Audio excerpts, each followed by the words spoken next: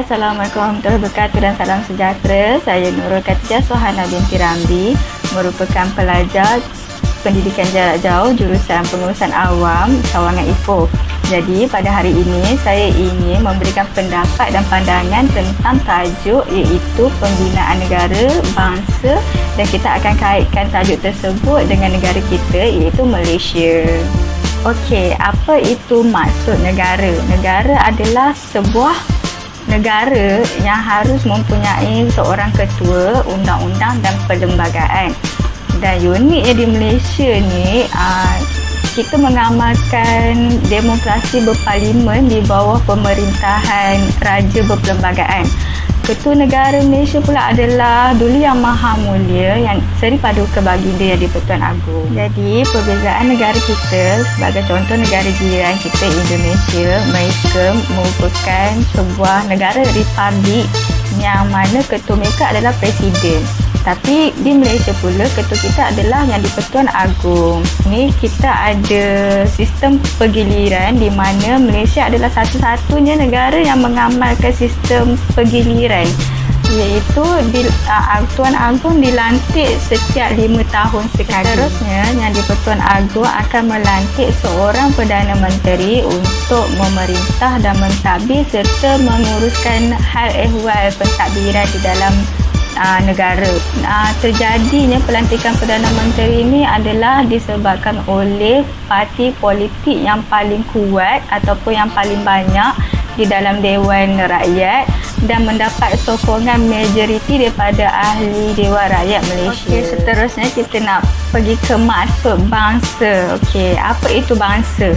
Bangsa adalah sesuatu kaum ataupun masyarakat yang mengamalkan kepercayaan, budaya dan bahasa mereka sendiri. Majoriti masyarakat yang terdapat di semenanjung Malaysia terdiri daripada Melayu, Cina, India, manakala minoriti pula adalah masyarakat Baba Nyonya dan masyarakat orang asli.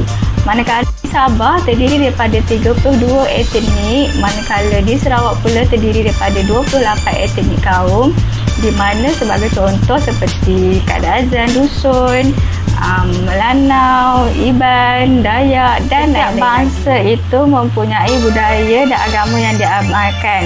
Negara Malaysia telah mengisytiharkan agama Islam sebagai agama rasmi dan bahasa Melayu sebagai bahasa kebangsaan. Namun begitu, masyarakat ataupun kaum-kaum lain bebas untuk menganuti agama dan kepercayaan masing-masing. Sebagai contoh, masyarakat Melayu masih mengamalkan budaya seperti merisik dan bertunang untuk ke arah. Selain itu, perayaan yang dirayakan oleh masyarakat Melayu seperti Aidilfitri, Aidiladha.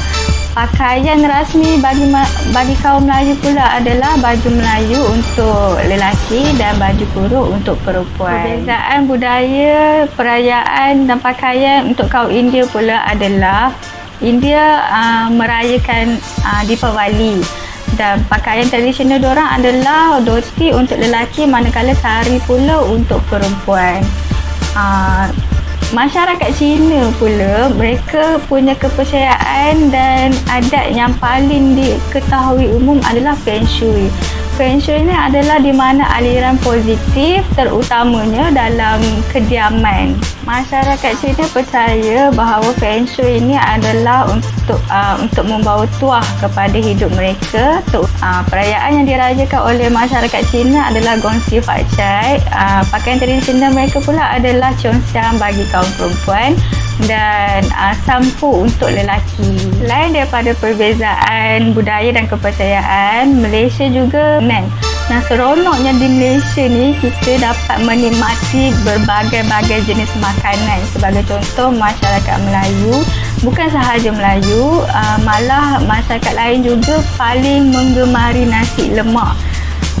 Manakala India pula, diorang dikenali dengan masakan yang mempunyai rempah ratus. Setiap masakan paling sinonim dengan masakan kari.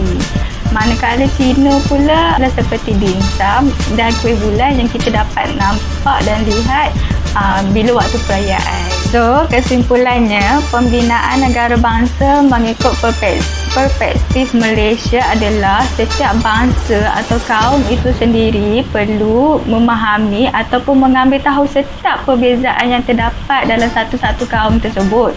Dan uniknya negara Malaysia ni, walaupun kita mempunyai pelbagai perbezaan, pelbagai kepercayaan dan budaya yang diamalkan, kita masih tetap boleh hidup dalam sebuah negara Malaysia dengan harmoni dan sejahtera. Akhir kata, saya sebagai rakyat Malaysia berharap kita semua dapat hidup dengan sejahtera, aman dan damai dengan menerima segala perbezaan tersebut, supaya segala macam bentuk provokasi ataupun resis perkauman dapat dielak. Sekian sahaja daripada saya. Diharap pandangan, pendapat ataupun pembentangan saya ini sedikit sebanyak memberikan pengetahuan tentang perbezaan yang terdapat dalam negara kita Malaysia. Okey, jumpa lagi. Assalamualaikum. Bye.